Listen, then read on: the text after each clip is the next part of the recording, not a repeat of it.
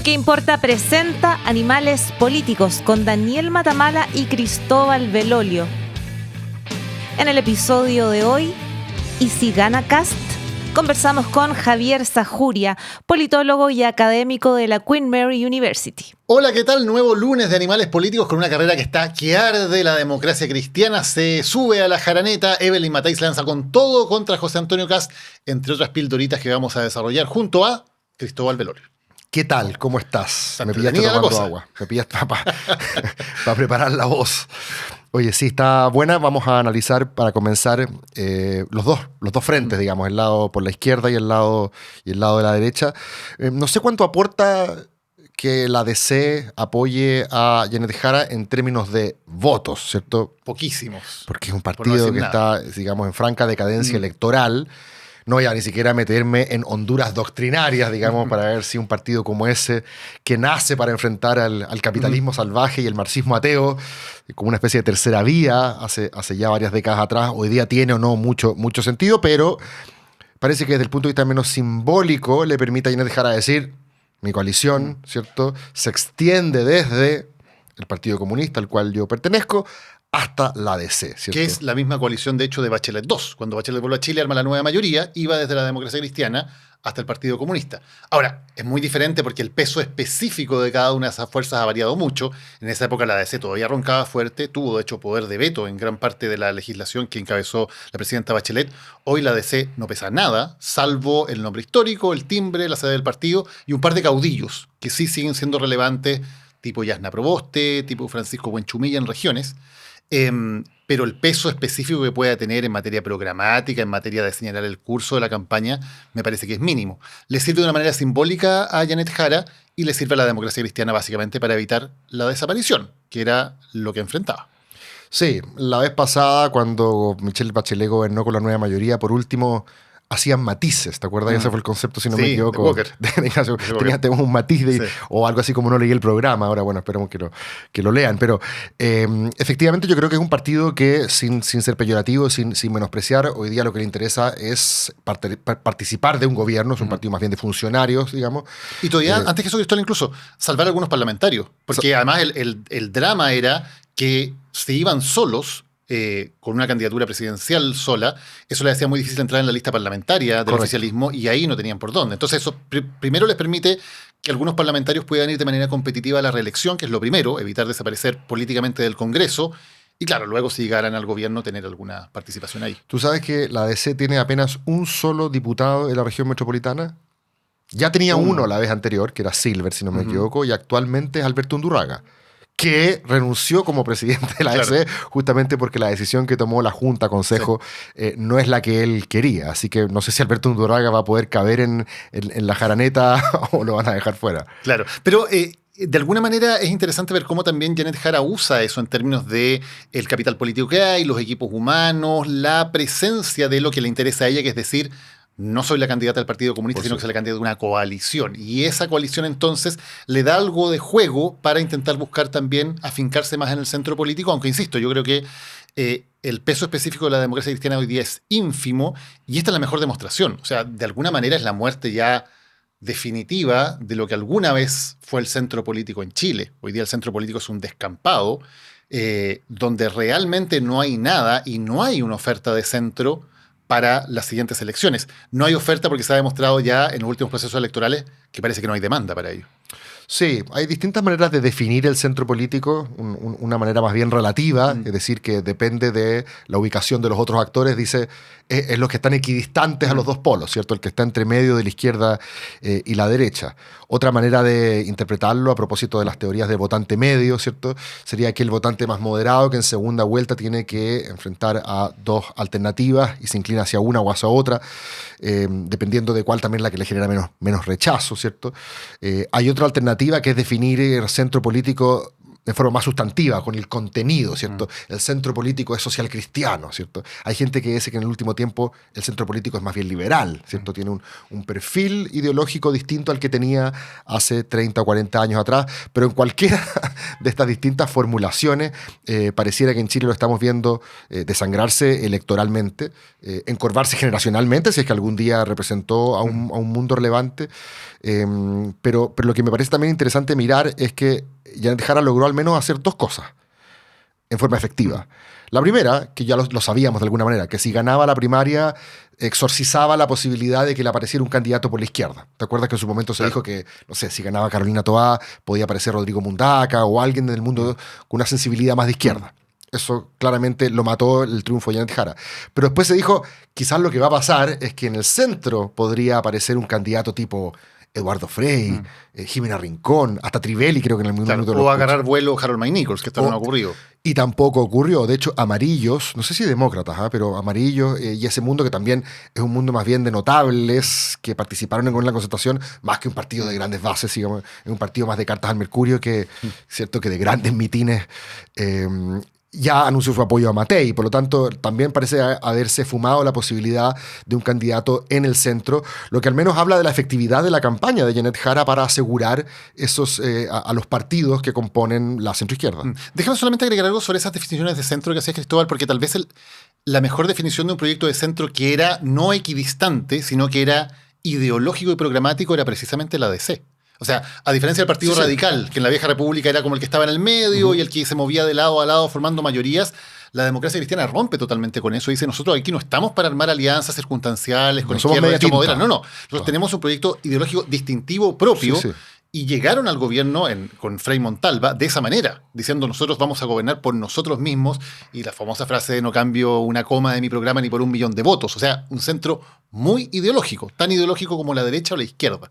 Y por lo tanto esa idea de la democracia cristiana como un proyecto absolutamente propio es la que de alguna manera termina de deshacerse por los embates de la realidad que ya son indesmentibles. La última vez que intentaron hacerlo fue con Carolina Goich como candidata presidencial. Sí. De reflotar esta idea de un proyecto propio, identitario, definido, distinto a lo que ofrecían la derecha y la izquierda. Y ahora ya no les queda más que lo que queda de ello, sumarlo a la candidatura de la izquierda, y probablemente además ya vienen más divisiones, más renuncias, y probablemente parte de ese mundo va a terminar gravitando hacia una candidatura de derecha. Pero los partidos, como dice el dicho, mueren de jóvenes y no de viejos. Una vez que ya conseguiste el timbre, la sede, ¿cierto? Y tienes algunos concejales y tienes, de alguna manera, el ejercicio del poder te permite seguir sobreviviendo con respirador artificial, y yo creo que es un poco lo que hemos visto con el Partido Radical, lo que estamos viendo también con la ADC. Se me ocurrió, a propósito de lo que decías de dotar de contenido ideológico al centro, el proyecto que en algún minuto se llamó electoralmente al menos Sentido Futuro, que unía a Ciudadanos de Andrés Velasco con la amplitud de Lili Pérez, también trató de reconstruir el centro en torno a la idea de un liberalismo integral, de un liberalismo en lo político, en lo económico, pero también en lo moral, cultural o valórico. Y no funcó. Y era interesante porque eran dos personas que provenían de culturas políticas muy distintas. Velasco, por así decirlo, venía de la cultura de la concertación, ¿cierto? El día más importante de su vida fue el 5 de octubre del 88, cuando ganó el no, su padre fue exiliado, ¿cierto? Y Lili Pérez venía del otro lado, venía saliendo de una derecha que estaba resultando un domicilio muy hostil para los liberales, ¿te acuerdas? Los pipiolos, como le llamaba Carlos Larraín. Y se juntaron en un sector que no existía, armaron una especie de y la pelota pegó en el palo, porque de hecho en esa senatorial perdió tanto Andrés Velasco como Lili Pérez, que quizás si hubieran logrado entrar al Senado estaríamos contando otra historia, pero también esas contingencias finalmente importan. Pero no ocurrió. Lo último antes de pasar a la derecha, lo último sobre Janet Jara, que claro, ha tenido estos éxitos, pero también hay una sensación, creo, de cierto estancamiento después del tremendo empujón que le significó ganar la primaria. No ha habido un nuevo empujón para Janet Jara. No ha logrado todavía armar los equipos programáticos, no ha logrado todavía armar una estructura que se vea potente, y ha tenido que estar enfrentando una y otra vez los embates que siguen llegando desde su propio partido, que se ha convertido en su peor enemigo. Daniel Jadwe, cada semana, en el programa propio que tiene en su podcast. Que nadie lo ve más que la derecha. Porque Claro, pero que saca cuñas que al día siguiente siempre funcionan. Y la última fue decir esto de que el pueblo puede sobrepasar al Estado de Derecho. Sí. Lo que evidentemente sacado del libro autoritario, una frase que podría decir Bukele o que podría decir Trump, cierto. y que la dice Jadwe con ese mismo autoritarismo desde la izquierda, y que de alguna manera uno dice, claro, le podría servir a Jara para diferenciarse, pero si vas a tener que estar todas las semanas, durante toda la semana de campaña, hablando una y otra vez de las cosas que dice alguien que es correligionario, que está en tu propio partido, por lo tanto tampoco hay una separación tan evidente, eso es un peso muerto que está arrastrando la campaña de Janet Jara y que le puede hacer bastante daño, porque le impide desplegarse y lo deja metida en una polémica que no le sirve absolutamente para nada. Sí, conversábamos que en la primaria eso pareció no afectarle mucho porque le permitía a ella hacer un contrapunto, ¿cierto? Demostrar cierta autonomía. A mí no me mandan estos señorones, ¿cierto? Sino que yo tomo mis propias decisiones. Y eso sirvió de alguna manera. La pregunta es, como tú dices, si ahora se va a transformar en un rasgo recurrente de la campaña que va a terminar por desgastarla. Ahora, yo diría, mirando el vaso medio lleno y también medio vacío, hay muchos medios que han tratado de cubrir este estancamiento de Jara, como que ya se desinfló el globo. Yo no lo vería tan así, ¿cierto? Ya sigue marcando relativamente bien, salvo la medición que conocimos hoy, sigue punteando, o si no, segunda en la carrera, es decir, parece que su número ya está inscrito en la segunda vuelta, por lo visto, porque fue capaz de consolidar el tercio que ha sido muy leal a este gobierno. Lo que quizás es más preocupante es que la otra vez todas las candidaturas de izquierda igual sumaban cerca de 38, 40 y para arriba, ¿cierto? Gabriel Boric sacó 28, pero habría que sumarle lo de Jasna Proboste, ¿cierto? Aquí pareciera que la izquierda en general, justamente por el éxito que ha tenido Janet Jara en que no aparezcan otras alternativas en ese mundo, no hay tampoco mucho de dónde sacar. Claro. Entonces, el problema no es tanto de ella, sino es que en el bolsón de la izquierda no hay otras preferencias que podrían fortalecer esa campaña y por lo tanto es difícil que suba. Hablemos de lo que está pasando en el otro lado, en la derecha, porque hoy nos despertamos, digamos, con Evelyn Matei lanzando una arremetida, pero durísima, contra José Antonio Kast y el Partido Republicano. Ya lo había hecho la vez anterior, daba la impresión de que había de alguna manera bajado un poquito el tono, había sido mucho más moderado en los debates que hubo la semana pasada, no hubo enfrentamientos tan directos entre ellos, y ahora se lanza realmente con todo, hablando de acciones legales, hablando de que hay gente que te sonríe y te acuchilla por la espalda, no comprometiendo su apoyo en la segunda vuelta, si es que José Antonio Kast es el candidato de la derecha. Hay un doblar la apuesta de alguna manera en lo que está haciendo Evelyn Matei y creo que va a ser uno de los temas interesantes para ver qué ocurre con eso. Porque yo creo que fue bien evaluado en la interna cómo reaccionó ella frente a estos ataques. Acuérdate que en un minuto no estábamos muy seguros si esta victimización iba a ser rentable o no. Y de hecho, desde el punto de vista de las encuestas, es una pregunta todavía por contestar. Pero al menos parece que en la interna se leyó bien la reacción. Nosotros titulamos nuestro último capítulo Matei contraataca, claro, ¿cierto? Sí. Yo diría que por 3 razones fue bien leída. Primero, porque le mandó una señal a su mundo, ¿cierto? No está muerto el que pelea, lo conversamos acá. Yo estoy entera y estoy dispuesta, ¿cierto?, a seguir adelante y a leonó, creo, a lo suyo, especialmente a las mujeres de su sector. En segundo lugar, porque dice que a pesar de que Kast parece más moderado, parece que está jugando por arriba, no nos olvidemos, ¿cierto?, de que sus huestes ocupan estas malas artes, ¿cierto? Entonces no nos dejemos obnubilar por esta aparente moderación. En el fondo ahí todavía están con el cuchillo, ¿cierto?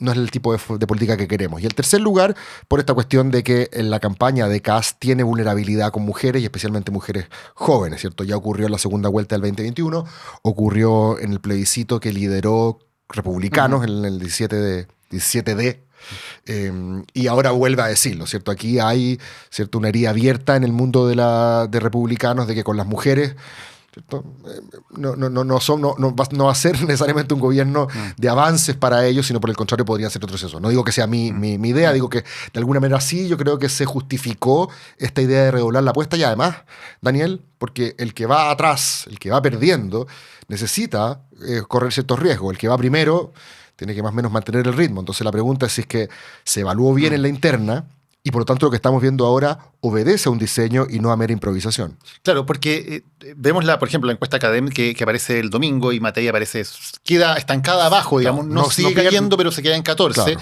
Kast crece todavía más, llega a 30, supera incluso a Janet Jara. Y una primera lectura podría ser, bueno, no funcionó, no se le hizo daño a Kast, hay que cambiar de estrategia. Que parece haber sido lo que hizo un poco en la semana de debates Matei, porque hubo muchos debates con los salmoneros en Frutillar, en los camioneros, en la Cámara de Comercio.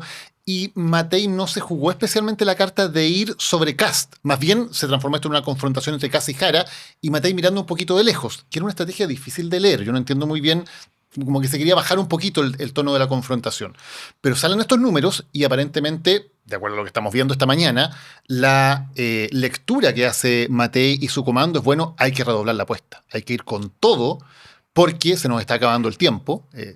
Quedan 3 semanas para inscribir las candidaturas. O sea, quedan tres vueltas en la carrera, vas atrás, ya tienes que empezar a subirte a la chicana, a subirte a la berma, adelantar donde sea, digamos, ya no hay tiempo para conducciones muy seguras, digamos, así que es a lo Ayrton Senna, es con todo, para adelante, sí. Porque no tienes muchas más alternativas y porque lo que tiene que hacer Evelyn Matei es evitar la consolidación de esta idea en la derecha de que Kast ya es el candidato de la segunda vuelta y que en algún momento, por lo tanto, va a haber que empezar a reparar los puentes, va a que empezar a ser un poco más amistoso porque él va a terminar siendo el candidato. Lo que hace Matei con esta irrupción tan fuerte en el día de hoy, tan dura, es decir, no se hagan esa idea porque esta va a ser una pelea a muerte y vamos a ir con todo y lo vamos a derrotar. Ojo, y si Chile Vamos no entrega su concurso, digamos, en la segunda vuelta, la próxima presidenta va a ser Jara.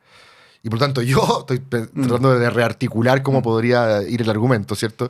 Yo sigo siendo la opción más segura en cualquiera de los dos lados. ¿Quieres evitar a Jara? Elígeme a mí. ¿Quieres evitar a Kast? Elígeme a mí. Porque hasta entonces todos los registros que ella ha puesto sobre la mesa no han resultado mucho, ¿cierto? El primer registro era esta idea de yo soy gobernabilidad, yo soy equipos, yo soy experiencia, yo soy responsabilidad, ¿cierto? Que claramente no lo entrega la continuidad con el oficialismo, dice ella, y tampoco la entrega Kast. Miren lo que hicieron con el segundo proceso constituyente. Yo soy la experiencia, yo soy la gobernabilidad, y parece que no fue un argumento muy sexy, digamos, para la opinión pública. Y después pasa esto del Salmon Summit, que también lo consideré interesante, esta idea de, aquí estamos viendo un juego de tenis, entre Jara y Kast, claro, que se están pegando. Esto va a ser lo que ustedes van a ver si cualquiera de los dos gana. Esto va a ser también el tono de la oposición que van a ver si cualquiera de los dos gana. Claro. Si gana Kast, van a ver una oposición durísima, y si gana Jara, van a ver una oposición durísima. O sea, viceversa. Yo no soy confrontación, yo soy colaboración. Y dije, Mitch, aquí puede haber algo. Tampoco parece que fue. Parece que la adversarialidad sigue siendo lo que está siendo requerido, y por lo tanto yo creo que también tiene que ver con explicar por qué está siguiendo esta estrategia de doblar la apuesta. Es decir, yo aquí soy la única persona que puede ganarle a cualquiera de los dos. Pero tiene que ser. No parece sencillamente apelando a la colaboración, sino que desde un registro más adversarial. Y otra cosa súper interesante, que es que esto llega después de la ya famosa carta de los empresarios. Que un gran grupo de empresarios de la derecha, básicamente, escriben una carta con nombres muy notables, diciéndole a la derecha, básicamente, no se peleen, aquí necesitamos unidad. Como el meme. Como ¿de qué es ese comercial de no se peleen? ¿Qué es lo que es ese comercial? Está bueno. Sí. Sí. Y Evelyn Matei, después de un par de días, tal vez un poco en esa tecla, ¿no? Decide, me da lo mismo, digamos. Me da lo mismo, señores empresarios, señores controladores, como se suele decir en términos económicos aquí. Aquí sí nos vamos a pelear, y nos vamos a pelear fuerte. Y por lo tanto también dinamita o intenta dinamitar, vamos a ver cómo le resulta la jugada, esta idea de que lo que tenía que hacer la derecha era confluir en una especie de campaña armónica que obviamente beneficia al que va ganando, no al que tiene que recuperar terreno de atrás. Y por lo tanto también es una respuesta bien potente de Evelyn Matei, que hasta ahora se entiende que es la candidata más favorita del poder económico, porque tiene mejores equipos, porque entrega mayores certezas. Kast sigue teniendo un equipo económico bastante débil en ese aspecto. Y ella dice, o de alguna manera reclama también su independencia para jugársela con todo, aunque al empresariado esta pelea dentro de la derecha obviamente no le guste. ¿Te parece si vamos a conversar sobre esto con nuestro próximo invitado? Me parece. Te quiero contar que tenemos esta semana en Lo que Importa. El lunes, como siempre, tú lo sabes, de Animales Políticos. El martes subimos la columna de opinión. El miércoles tenemos un nuevo capítulo de Lo que Importa. Y mucho ojo, porque este jueves tenemos un estreno muy especial que te quiero dejar invitado. La segunda parte de Liderazgos que Importan, este programa que tenemos junto a Fundación Colunga, en que relevamos liderazgos de la sociedad civil, gente que está haciendo cosas realmente increíbles en materia, por ejemplo, de infancia, de educación, de salud, de transparencia, de cultura. Vamos a conocer sus historias y lo que están haciendo por el país. Este jueves, entonces, te dejo súper invitado, invitada, para que nos acompañes en el estreno de la segunda parte de Liderazgos que Importan, aquí presentado por Fundación Colunga. Nuestro invitado de hoy en Animales Políticos es Javier Zajuria. Javier es abogado, politólogo, profesor de la Queen Mary University en Londres y está en Chile por unos pocos días. Así que no quisimos dejar pasar la oportunidad de tenerlo con nosotros porque además es experto en varios de los temas que hemos estado conversando acá. Un gusto, Javier. No, gracias a ustedes por invitarme a Animales Políticos. Qué bueno tenerte acá, Javier, porque habíamos hablado harto de que vinieras a lo que importa, ahora Animales Políticos, pero al final logramos pillarte en Chile, así que qué bueno poder tener esta conversación. Sí, no, y feliz de estar en el podcast número 1 ahora de los rankings. No, nosotros nos vamos. A ustedes no les importan esas cosas. Está bien.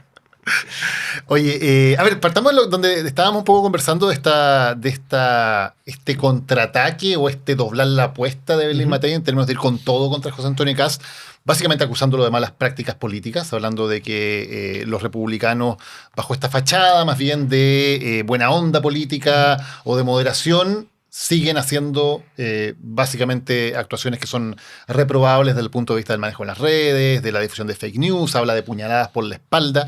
¿Cómo lees esta arremetida de Evelyn Matei?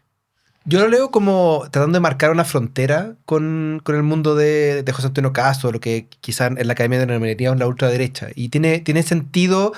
La pregunta es si no es muy tarde para hacerlo. Uno de los grandes errores que ha cometido la centro-derecha en el mundo hoy día, cuando vemos que la arremetida de la ultraderecha está ganando terreno en todas partes, ha sido ir a tratar de pelearle a la ultra en su cancha. Si la ultraderecha promete una cárcel, yo prometo 15. Si la ultraderecha dice que va a echar a 1.000 inmigrantes, yo echo 5.000. Entonces, tratar de pelear en ese espacio. Y en general, es lo que hizo Evelyn Matei, por ejemplo, cuando ella pone el tema de hay que reinstaurar la pena de muerte. O con el tema de las cárceles. O sea, el ejemplo de las cárceles es súper interesante porque fue una pelea casi de cuántas cárceles queremos poner en el desierto. Que uno se pregunta cómo va a sacar el agua para esas cárceles, pero ese es otro problema. Pero en el fondo esa pelea ha sido un error, creo yo, constante, y no creo yo, la evidencia de las derechas tradicionales, de en vez de afianzar un poco sus valores democráticos, sus posiciones más moderadas, sus visiones que son más tradicionales, han ido a pelear ese espacio y han perdido. Y pierden por varias razones. Una de esas porque en general las personas que están dispuestas a votar por candidatos que prometen ese tipo de cosas, lo hacen, prefieren votar por el original, prefieren votar por quien ellos confían y no por alguien que tiene una trayectoria política que ha demostrado lo contrario.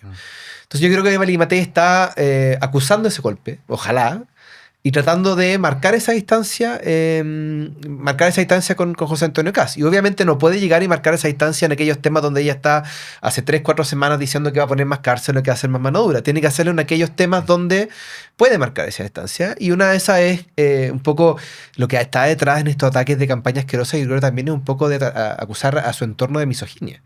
Y yo creo que ese es el siguiente paso de esta estrategia. Es decir, bueno, yo soy mujer. Y esto es la forma en la que el mundo de José Antonio Kast trata a las mujeres. Oye, tengo dos preguntas. La primera tiene que ver con el tema más de fondo de la violencia digital, ¿cierto? Porque yo sé que está relativamente documentado de que estas son estrategias que hace la llamada ultraderecha aquí, que se entienda que lo estamos, como Javier bien dijo, en la academia se le denomina así, no estamos todavía incluyendo podríamos hablarlo después, ¿no? Un juicio, claro, un juicio de valor, exacto. Pero es interesante ver cuál es ese comportamiento, cuál es ese patrón, ¿cierto? ¿Radica especialmente ahí o no? Esa es una primera cuestión que me gustaría conversar contigo. Y la segunda es, ok, si es que a Evelyn Matei se le recomienda, o a cualquier candidato de centro-derecha, apelar a sus batallas más tradicionales, a su respeto por la democracia, bueno, pero pareciera que parte importante del electorado le hablas de democracia, le hablas de gobernabilidad, le hablas de colaboración, y en el fondo lo que quiere es otra cosa. Entonces, mi pregunta es, por mucho que nos parezca a nosotros, la respuesta correcta, pareciera que la pregunta que se está haciendo la gente es otra, entonces no, quizás por eso se hace esa desesperación en copiar el registro, ¿no? A ver, son dos cosas. En términos de la campaña digital, yo creo que el diálogo, o ni siquiera el diálogo, el grito digital es bastante nocivo en ambos sectores. O sea, es cosa que nosotros recordemos cómo eran los espacios de izquierda digitales durante la convención. Sí. O sea, yo no creo que la violencia en política y la violencia digital que se ha vivido en los últimos años no es un patrimonio de ningún sector. Quizás los sectores más extremos se sienten con menos cadenas para poder hacerlo y lo hacen de forma más dura, pero yo creo que ese nivel de violencia y de ataque lo hemos visto en ambos sectores y yo no se lo asignaría a ninguno. Yo creo que aquí hoy día lo estamos viendo quizás desde sectores de la ultraderecha que se sienten bastante empoderados por ir arriba en las encuestas, pero lo vimos hace 4 o 5 años atrás, lo vimos desde la izquierda y en ese sentido yo creo que hay que ser honesto, que aquí no hay un monopolio de la violencia digital y que muchas veces se transporta a la violencia física y ese es quizás el ejercicio más preocupante.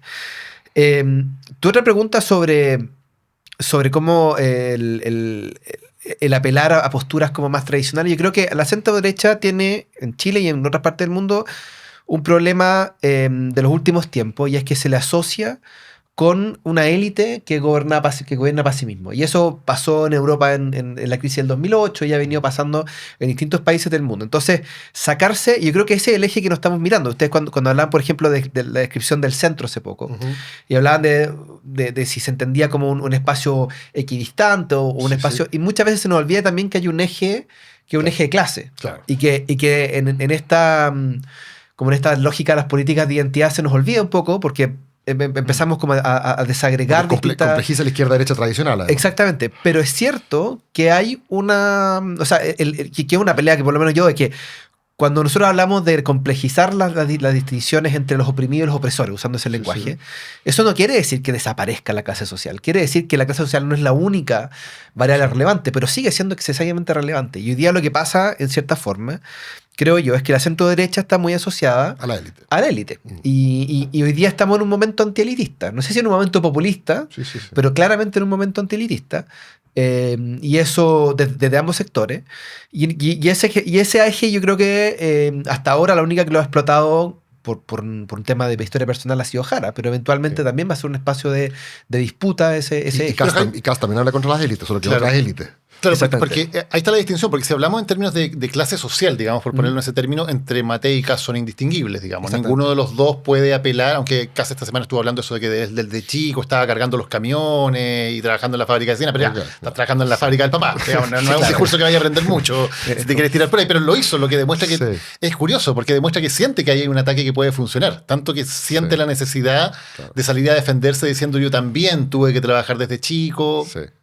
Hay algo en que se siente de alguna manera vulnerado.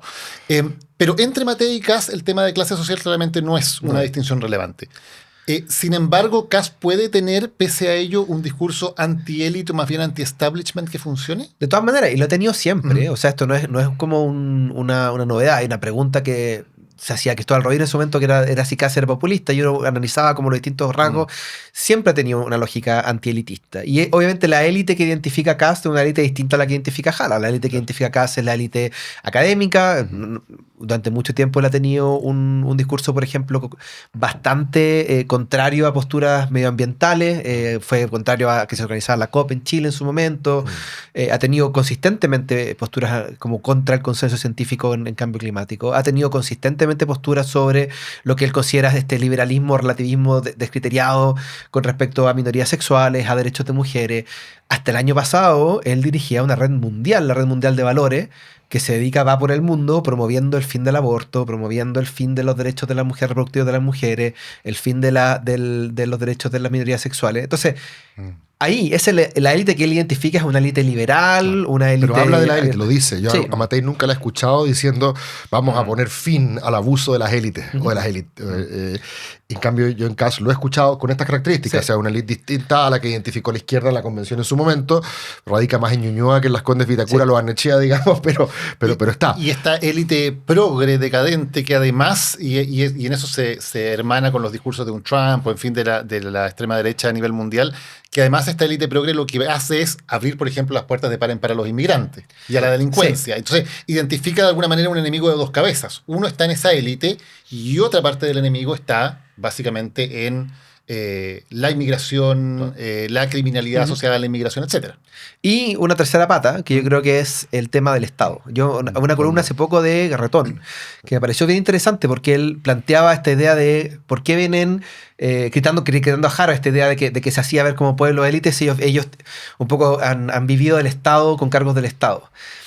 A mí me impresionó, uno, porque ninguna de las teorías de élite diría que los funcionarios públicos son parte de la élite. Yo creo que hablarían de la clase media con suerte. Las burocracias. Las burocracias no son parte de las élites en ninguna parte del mundo, son clase media. Pero en el fondo hay una construcción de un argumento que es estos funcionarios públicos que han estado viviendo de la teta del Estado, que es como el discurso ya setentero, también serían una especie de élite. Bueno, pero es la casta, ¿no?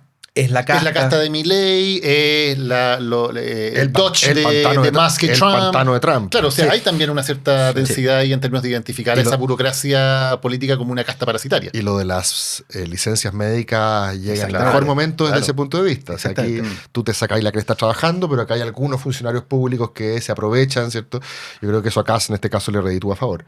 Le funciona mucho y yo creo que en el mundo estamos viendo que los sectores de ultraderecha están tratando de ganarse ese espacio de la eficiencia fiscal, de que en el fondo es recorte. O sea, no hay un criterio más de eficiencia, sino que en el fondo van, y lo que hizo Estados Unidos, lo que ha pasado en los gobiernos locales en gran parte de Europa, donde han ido ganando la ultraderecha, Vox en España, Reform en el caso británico, es que van a estos gobiernos locales y matan todos los programas de diversidad, matan todos los programas de derechos de mujeres, matan todos los programas que tengan que ver con inmigrantes. Una vez que Acceden a estos gobiernos locales, porque en el fondo su concepto de eficiencia fiscal es no pasarle plata a nadie que no sea parte de la mayoría de la mayoría étnica, de género, social o política que los puso en el poder. Bueno, en Mario Desbordes, cuando asume la alcaldía de Santiago, una de sus primeras medidas y discursivamente fuertes es desarmar precisamente una oficina que tenía que ver con mujer, diversidad, y decir aquí estos son apitutados básicamente, y los sacamos, y desarmó la oficina. O sea, funciona con esa lógica de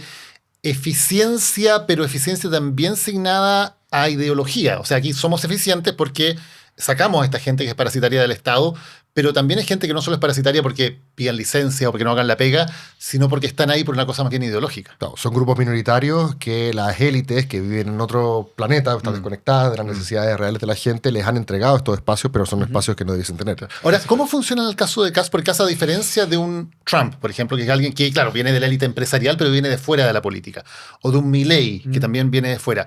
Kast ha vivido por la política y de la política prácticamente toda su vida. O sea, él fue diputado por muchísimos periodos, además Concejal. Claro, partió como concejal, luego fue diputado más de 20 años, si no me equivoco, secretario general de la UDI, luego armó el Partido Republicano, ha sido candidato presidencial constantemente durante los últimos años. O sea, alguien que también gran parte de su vida ha vivido de la política y del Estado durante gran parte de su vida como parlamentario. ¿Qué tanto le puede complicar eso para adoptar este discurso? Yo creo que lo puede hacer porque en el fondo el origen de Kast es cuando él se sale, o el origen, el momento en que político, explota, claro. es cuando él sale de la UDI con un discurso atacando un poco el acomodamiento que había tenido la UDI con ciertos valores relativistas, con ciertas visiones más liberales. Acomodándose a Piñera. De alguna manera. Exactamente. Y en ese sentido yo creo que el espacio, Kast no viene a decir yo no soy político y por lo tanto todos estos tipos, sino que un poco yo soy auténtico, yo vengo desde un espacio. Ahora, esa autenticidad le llega hasta el pinochetismo, porque ahí cuando empieza ese ejercicio trata de desmarcarse, a veces sí, a veces no, pero en el fondo hay una, y el círculo alrededor, por cierto, no tiene muchos problemas en declararlo, pero al final del día yo creo que ese es el espacio en el que él marca esa distinción entre la derecha tradicional y lo que vendría a interpretar él. Como lo hizo Bolsonaro. Bolsonaro había sido diputado Claro, ese es un buen 800 ejemplo. veces antes de haber ganado, pero fue consistente en transmitir una imagen de outsider. Se reinventa. Claro. Y bueno, y el caso de algunos que vienen de cuna de oro, estoy pensando en el caso de Trump o el caso de Berlusconi, es que también construyen un personaje que se presenta como un outsider a pesar de que, no digamos, encarnan al pueblo en su versión sociocultural. Claro. Ahora, lo que uno se pregunta un poco, Javier, sobre el fenómeno de Kast, que evidentemente es quien va liderando la carrera, y por eso hablamos tanto de él, porque evidentemente es el que hoy es el rival a vencer tanto para Evelyn Matei como para Janet Jara.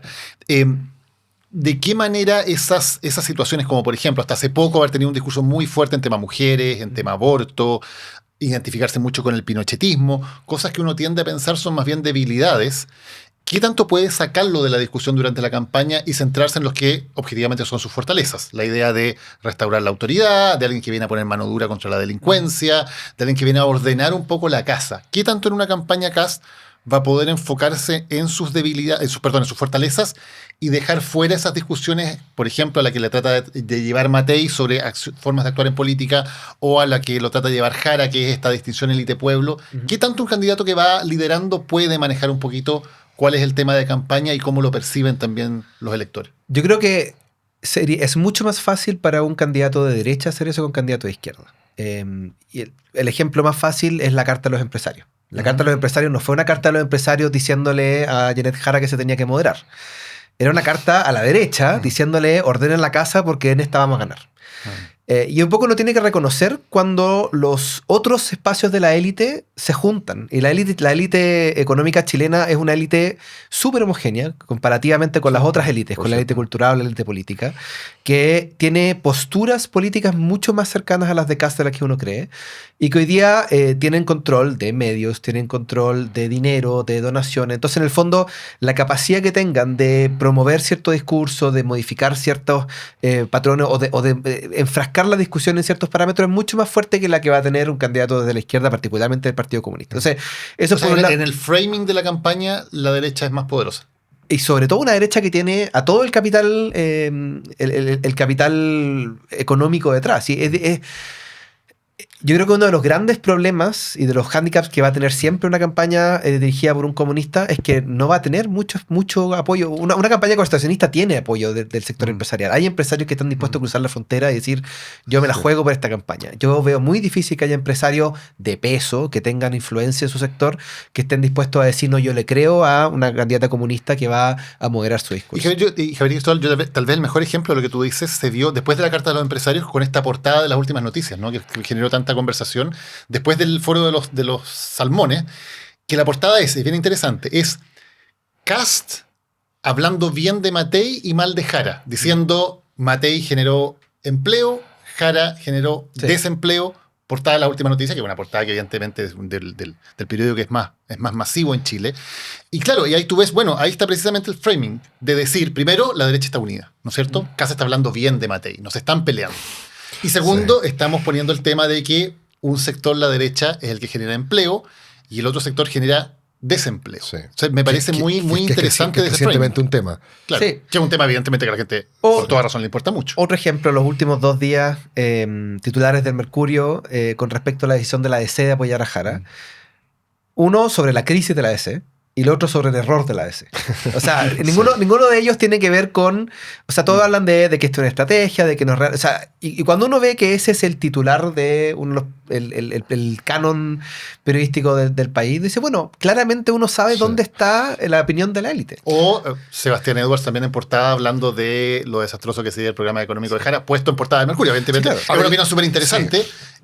Pero también, evidentemente, bueno, no vamos a decir que el Mercurio a esta altura descubrir que tiene un sesgo, por supuesto que sí, y es legítimo. Pero es interesante cómo ese framing tal vez no tiene desde el otro lado algo que lo equilibre. No, propiamente. No, nunca, en Chile nunca nació esa alternativa. No.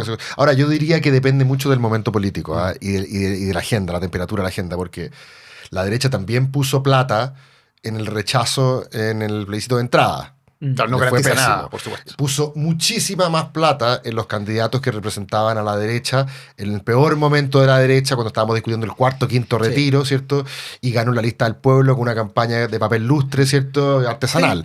Sí. Pero después, en el rechazo de salida, también volvió a poner la plata, digamos, y se notó. Entonces, yo diría que depende mucho también y cuando tú hablas de la influencia de los medios, yo me acuerdo que todos los medios de comunicación también hicieron campaña contra los retiros, los medios de comunicación de la élite. No había día que no hubiera una columna o una carta del director del exministro de Hacienda, de los economistas, diciendo que esto es una mala idea, y al día siguiente la política ganaba un punto de aprobación, como la gente diciendo, lo que si el élite dice A, nosotros vamos a decir B. Entonces, depende, yo creo, también del momento político, digamos, para no darle a la élite empresarial chilena el poder de decidir las elecciones, porque a veces, digamos, ha sido eficiente y otras veces no. Claro, en general lo que como más académicamente, lo que se habla de la agenda setting, ¿no? De esta idea de que los medios son muy poderosos en decirle a la gente sobre qué pensar pero no qué pensar sobre ello, ¿no? O sea, como plantear cuáles son los temas que van a estar en la conversación y que eso sí es muy relevante.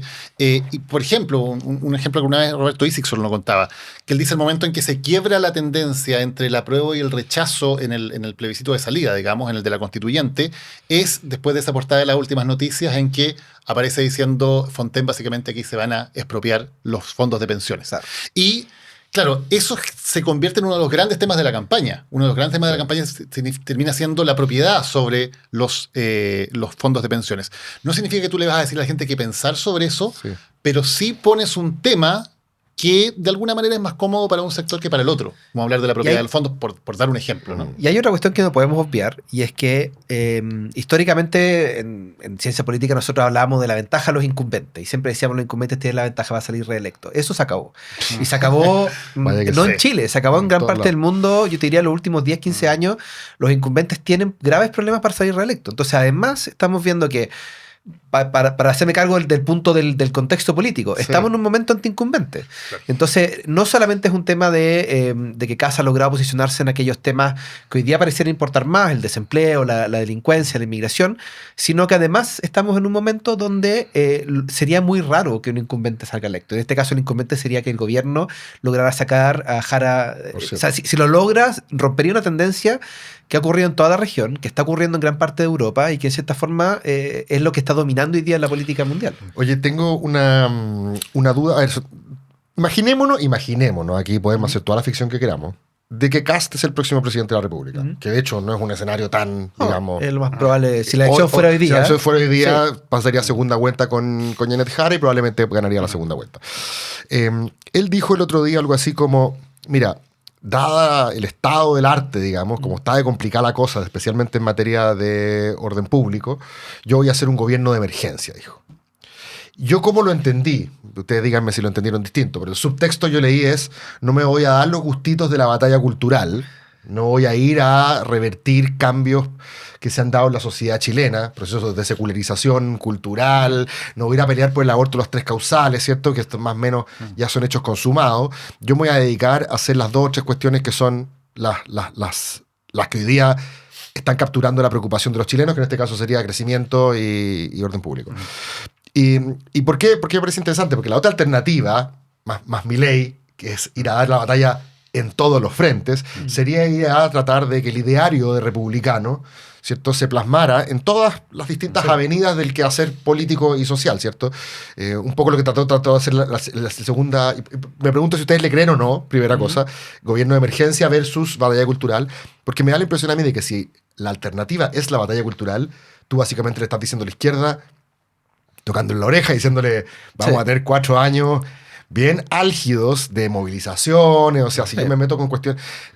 ¿Creen que eso es así o no? La fábula del escorpión y la rana dice que el escorpión no puede traicionar su naturaleza, ¿cierto? Y me acuerdo que cuando Kast sacó la mayoría del Consejo Constitucional, esa noche salió en televisión diciendo, tranquilo, nosotros aquí no vamos a hacer nada muy loco. Y Rodrigo Correa, que yo tenía un podcast que en ese entonces me decía... ¿Conocen la fábula? Y dicho y hecho, ¿cierto? La semana siguiente estaban metiendo el rodeo en la Constitución y diciendo que el aborto se prohibía desde que se fueran a la cama, digamos. Sí. Entonces me pregunto, ¿es creíble esta idea de gobierno de emergencia versus batalla cultural? Porque en ese mundo está la percepción de que la izquierda ha corrido el cerco mucho y ahora que tú puedes tener, digamos, políticamente la posibilidad de hacerlo, viene hay que pegar de vuelta, digamos. Mira, yo una de las cosas que más admiro de ti, Cristóbal, es esa lógica de siempre esperar lo mejor de la persona al frente. Que yo lo admiro de verdad, no lo digo de broma. Es una pregunta, pero es cierto. Yo cuando escuché lo de gobierno de emergencia, yo imaginé gobernar por decreto. Yo automáticamente lo que pensé fueron excepciones constitucionales, gobernar por decreto y una regresión autoritaria. Ok, perfecto. Porque es el escenario que hemos visto en otros países.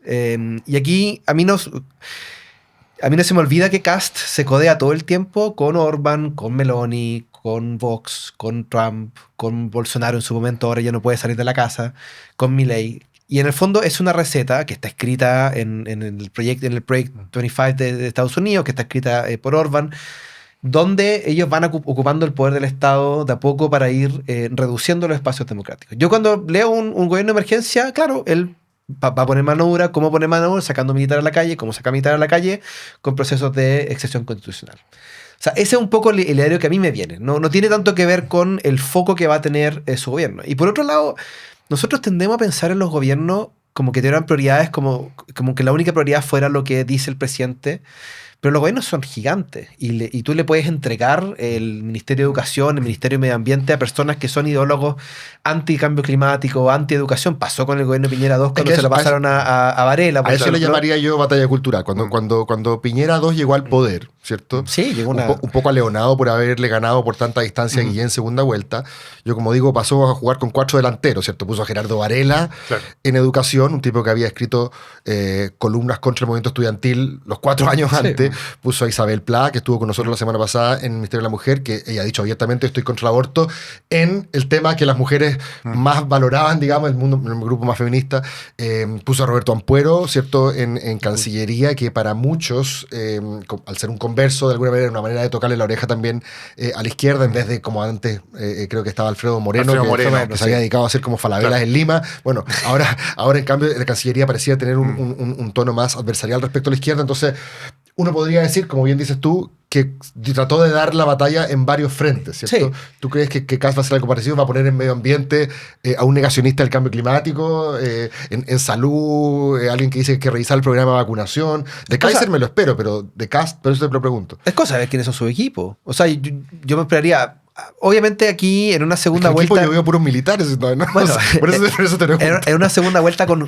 La segunda vuelta importa mucho. Una segunda vuelta con Jara, probablemente Kast va a tener que salir a ofrecer algún tipo de ofrenda a la centro derecha. Claro. Y ahí va a haber espacio de negociación de cuáles son los límites, de que es un poco lo que le pasó a Boric en su segunda vuelta. Tuvo que ir al socialismo democrático, ofrecer una serie de espacios.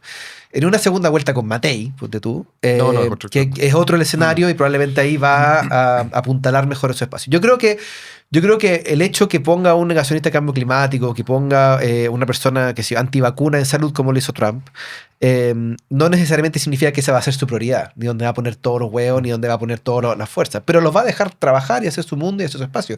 Y en Chile, si no fuera por la Contraloría, el espacio que tiene el Ejecutivo para hacer cosas a través de decretos es amplio.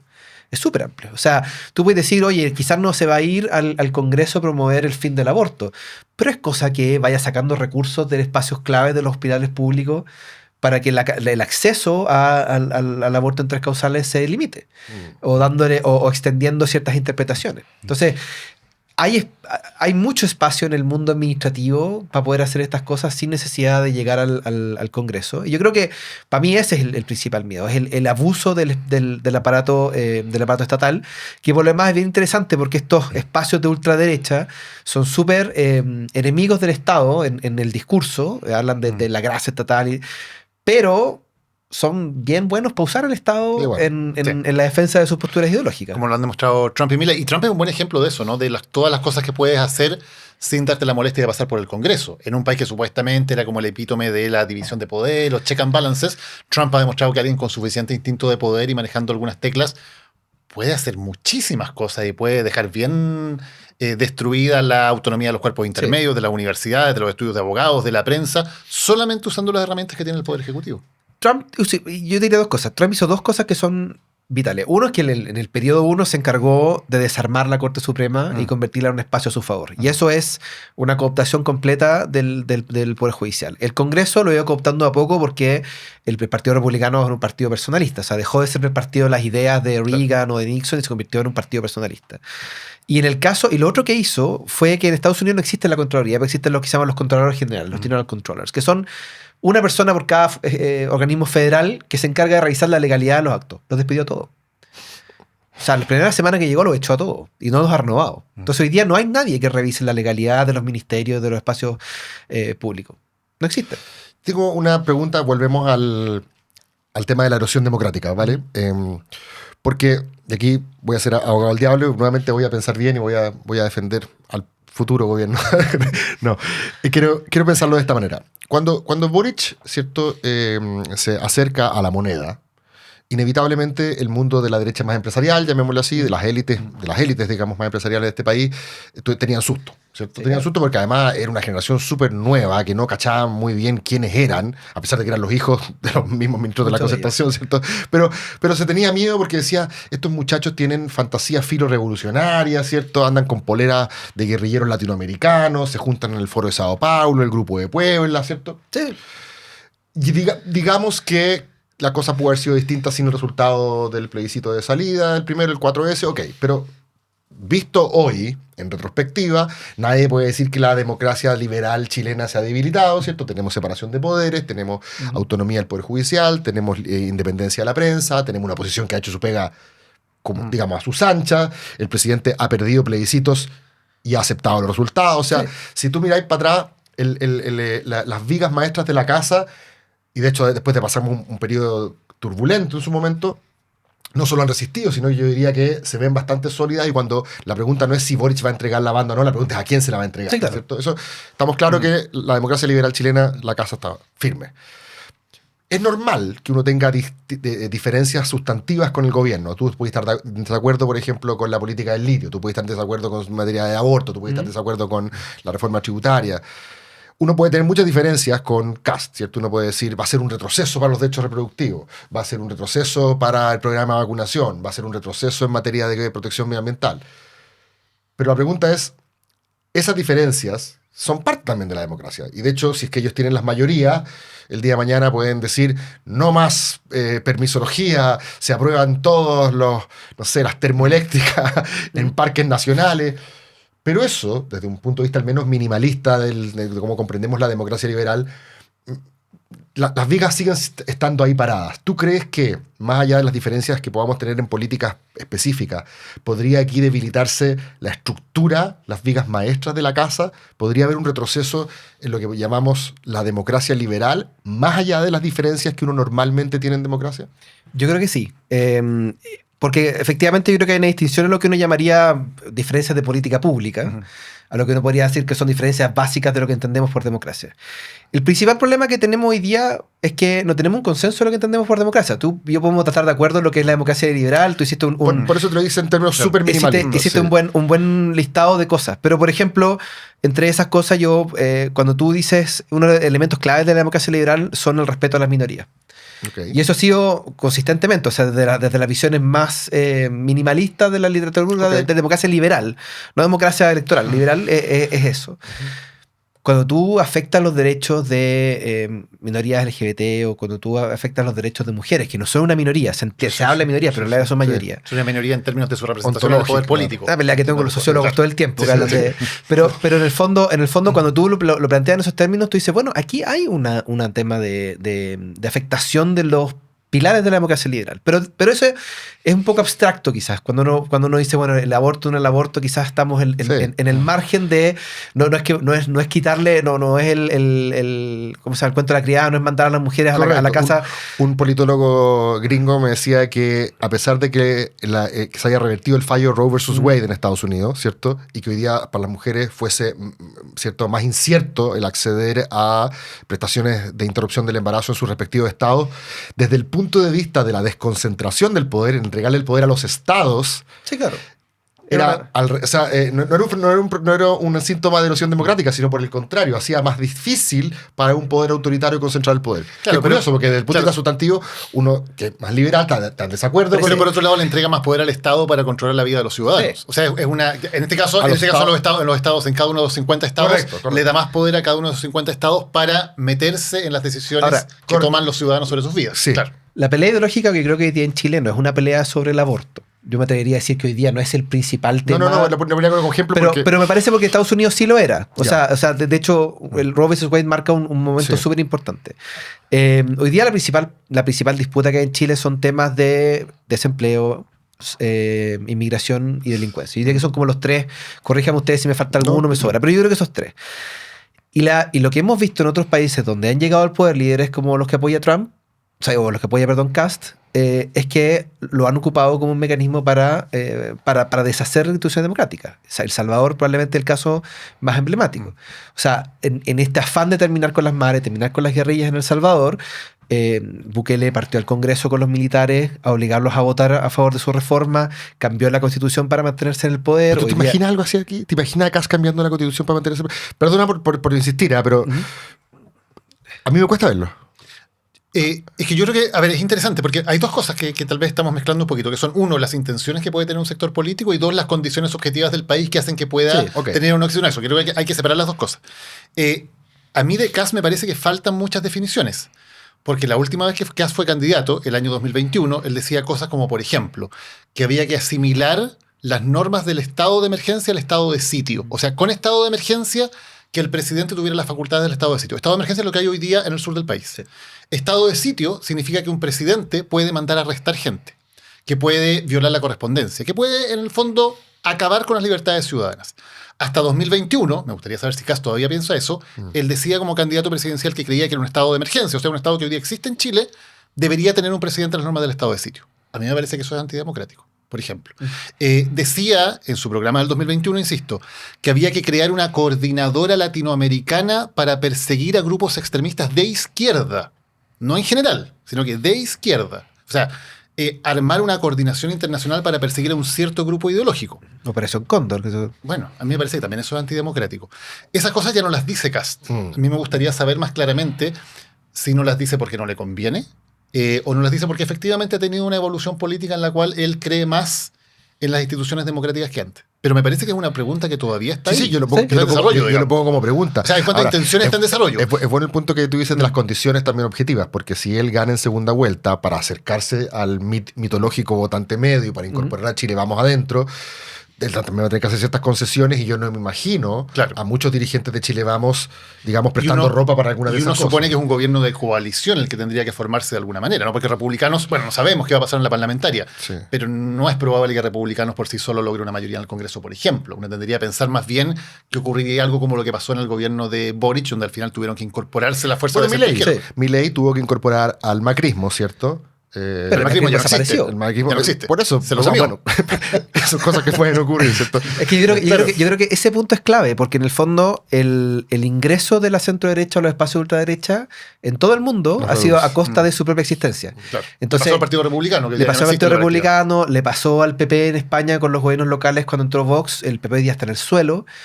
Bueno, además por caso de corrupción, pero entre otros casos. El Partido Conservador en el Reino Unido, el partido más antiguo del mundo, el partido más exitoso en la historia del mundo, hoy día está reducido a ser el tercer partido, y si no el cuarto a veces, dependiendo de la encuesta, dominado y comido absolutamente por la ultraderecha de Nigel Farage. O sea, eso es lo que está ocurriendo. Entonces sí, yo creo que efectivamente hay personas dentro de la centro-derecha y líderes de la centro-derecha que sí creen en los valores básicos de la democracia liberal y que están disponibles y dispuestos a defenderla. Pero yo creo que hay muchos otros que no tienen ningún problema con pasar por... O sea, para mí el momento clave fue cuando Bópoli decidió apoyar a Kast en segunda vuelta en la elección pasada. Ahí si había algún momento en que Chile podía tener un cerco sanitario, como ocurre en Europa, que obviamente en Europa es distinto.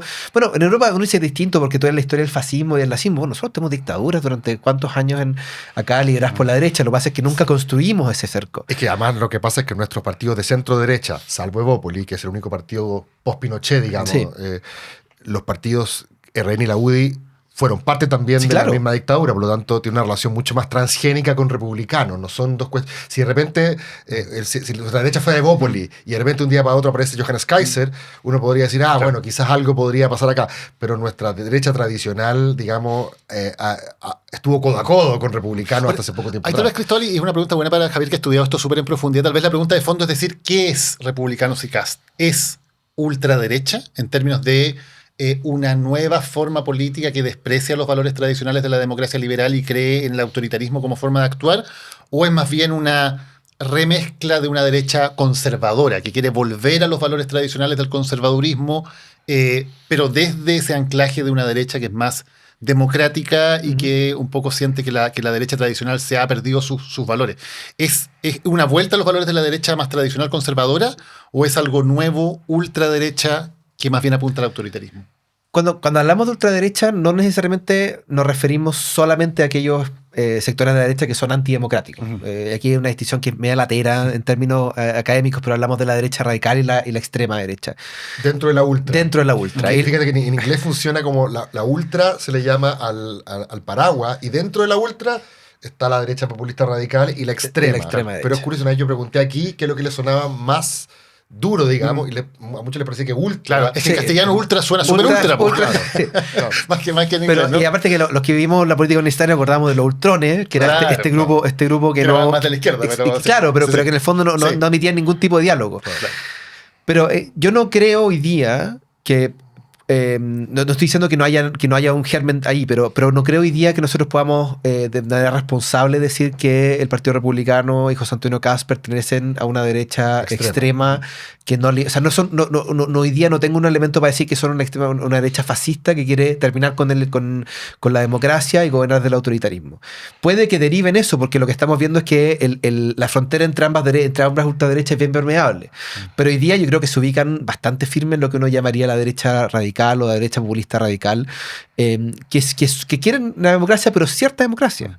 Quieren una democracia más directa, por ejemplo, quieren una democracia más representativa a diferencia de una más deliberativa, tienen menos cariño por la democracia liberal, entienden la democracia como el gobierno de las mayorías. Tienen más afincado el tema de que efectivamente la mayoría pueda gobernar, que no se pueden diferenciar de cierta derecha que creen unas cosas más elitistas, pero no en el tema del respeto irrestricto, por ejemplo, los derechos ciudadanos y los derechos de las minorías. Exactamente. Y yo me atrevería a decir que incluso le tienen poco cariño, por ejemplo, a la libertad de prensa. Si es que los medios se lo ponen. Aquí me acuerdo mucho de una entrevista hace varios años ya con Juan Manuel Astorga, cuando vino Correa, que era presidente de Ecuador en esa época. Y lo interrogaron bien fuerte sobre el tema de libertad de prensa, y él dijo algo que para mí es como el epítome de lo que se entiende desde la democracia mayoritaria, el rol de la prensa. Y él decía, bueno, cuando tú tienes un medio que está en contra del proyecto del pueblo, que el pueblo votó y el pueblo eligió, ese medio no puede existir. Y yo creo que ese es antipluralista. Y esa en ese caso es de la izquierda. Ese caso es desde la izquierda. Que un poco el discurso de Jadwe también. En Chile Jadwe tiene un discurso por ahí también, sí, ¿no? Que los medios finalmente son solamente instrumentos de la élite y nada más, digamos. Y es el discurso que tuvo el kirchnerismo en Argentina. Claro. O sea, históricamente lo hemos asociado mucho con el mundo de la izquierda, pero la derecha, o sea, los ataques que ha hecho Trump contra los medios en Estados Unidos es un poco lo mismo. Y yo creo que ahí es donde uno ve esos elementos que yo llamaría antidemocráticos, pero porque el tipo de democracia que yo creo que tiene que existir y que creo que es el que mejor genera desarrollo a los países, es un modelo de democracia liberal donde los espacios permiten la generación de minorías y permiten la libertad de prensa, la libertad de culto. A mí me da un poco de risa cuando yo leo, por ejemplo, las declaraciones de republicanos sobre la libertad de culto. En el fondo lo que están diciendo es libertad de culto cristiana. Si se les viene a instalar una mezquita en medio de Las Condes, yo creo que no les va a gustar mucho la libertad de culto. Entonces yo creo que ahí uno tiene que plantear esas cosas. Yo creo que por ahí va. Es una democracia más mayoritaria. Y Javier, porque yo creo que hoy día todas estas discusiones son súper interesantes. Yo creo que también el tema valórico evidentemente le han quitado gas desde el mundo republicano, porque ya se pegaron 2 veces contra la pared. En la segunda vuelta de 2021, donde fue muy decisivo el tema del voto de las mujeres, sobre todo jóvenes, contra Kast, más que a favor de Boric. Y luego en el proceso constituyente, donde también se enredaron en esta discusión sobre el aborto, y eso terminó siendo un factor que los complicó. Entonces, me parece que desde un punto de vista práctico, ellos claramente le han bajado el gas a esa discusión. Pero la discusión que sí llevan viento a favor, y que a mí me parece que es la más interesante en este momento, tiene que ver con, y que entronca con esto del gobierno de emergencia, ¿no?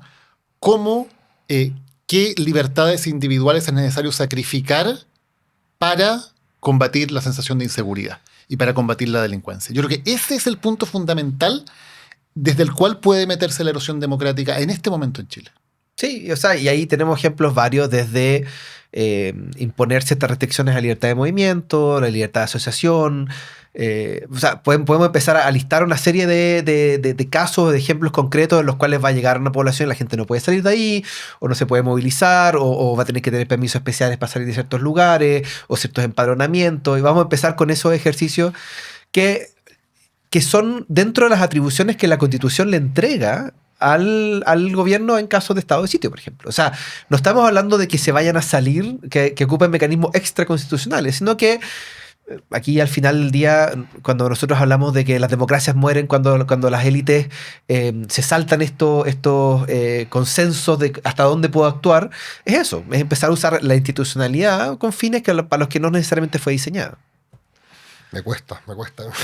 Lucho contra mi propio optimismo para No, pero dale, necesitamos. Yo creo que es importante mantener espacio de optimismo. Pero también hay una percepción bastante extendida de que con todos estos contrapesos y controles la democracia no puede ser efectiva. Tú también lo has estudiado, esto es cierto. Y que de alguna manera esa efectividad requiere sacrificar algunos de estos procesos, ¿cierto? Y yo creo que también Kast, digamos, empalma con esa percepción de la gente de que si una democracia va a significar atarse las manos frente a las preocupaciones que más nos importan, bueno, Claro. Eso llevó al extremo Bukele. Correcto. Sí. Que evidentemente Chile es distinto al Salvador, por supuesto. No tenemos el mismo fenómeno de delincuencia, por eso es tan absurdo pensar que las fórmulas de Bukele van a significar acá. Y también suponemos que tenemos una institucionalidad que es mucho más firme, más sólida, que la guerrilla no está metida al Estado como estaba metida en El Salvador, eso es cierto. Que la corrupción no tiene el nivel de enraizamiento que tenía en El Salvador también. Sí. Esto también es un juego de percepciones. O sea, el dato que el ministro Cordero lo dice varias veces, esta distancia entre lo que efectivamente hay en términos de delincuencia y la percepción que tiene la gente de inseguridad en Chile es gigantesca. O sea, Chile tiene uno de los países donde la brecha entre la realidad, si uno quiere llamarlo así, de lo que está ocurriendo en las calles y lo que la gente percibe que está ocurriendo en las calles es muy grande. Y eso está alimentado por intereses políticos, por mediáticos. Hay una serie de razones que uno podría explicarlo. Las percepciones importan mucho en ese sentido. O sea, el que la gente le otorgue al gobierno la potestad o no le cuestione la potestad de limitar ciertos derechos está muy asociado a cuánto miedo tengan respecto a la delincuencia, por ejemplo. Y yo creo que eso también hay que meterlo a la ecuación. Y lo otro, que yo no lo digo una acusación anticristal, pero lo planteo así como una pregunta importante, es cuánto tiene que ver el hecho de que Kast sea de la élite y que sea cuico y que hable de forma tranquila, que nunca pierda el control, que nunca grite, para que la percepción sea de que sea difícil ver que él se convierta en un Milei. Yo creo que influye. Influye mucho. Sí. O sea, y yo me acuerdo en el Reino Unido, por ejemplo, hay un dirigente del Partido Conservador, Jacob Rees-Mogg, que es probablemente lo más cercano, es católico, extremista conservador, lo más cercano que me podría decir a Kast. El tipo es súper cuico de élite, habla con una tranquilidad, es encantador. Yo he tenido la oportunidad de participar con megáfono como parecería Trump o Bolsonaro, claro. Tenía oportunidad de compartir con él varias veces. Hizo un reality maravilloso, un reality después de perder la elección. Un caballero. Es un caballero y es un agrado. Yo estaba con él en varias oportunidades y es un agrado estar con él. Sí. Pero uno, si le pone un poquito de atención, uno lee lo que dice, son barbaridades. Sí, yo creo que las salvaguardas que yo veo tienen que ver, por un lado, con la fortaleza institucional, que es la que también se refiere Daniel. Creo que el contexto político va a ser necesario el concurso de Chile Vamos, lo que también va a generar... creo que también, y aquí me puedes acusar de ingenuo, así como Boric tuvo su 4S, José Antonio Kast tuvo su 17D, ¿cierto? Que también puede haber ciertas claves ahí para entender si es que quiere sacar adelante ciertas reformas en el Congreso. Y creo que también mucho de su populismo retórico bien impostado post-2016, después de que ganó Trump, hacen pensar que él originalmente, en realidad representaba el tercerismo en la UDI, así como Jovino representaba la derecha más empresarial y Pablo Longueira la derecha más social, él representaba esta idea más de la inspiración cristiana, ese era como su nicho, y de repente lo empezamos a escuchar hablar de la corrección política, los progres, copiando un poco el discurso que otras derechas populistas radicales empezaron a esgrimir en el mundo, y por tanto creo que todavía, como diríamos en la mitología Jedi, todavía hay algo del Anakin original. Han pasado 10 años, ojo, Sí, han pasado 10 años.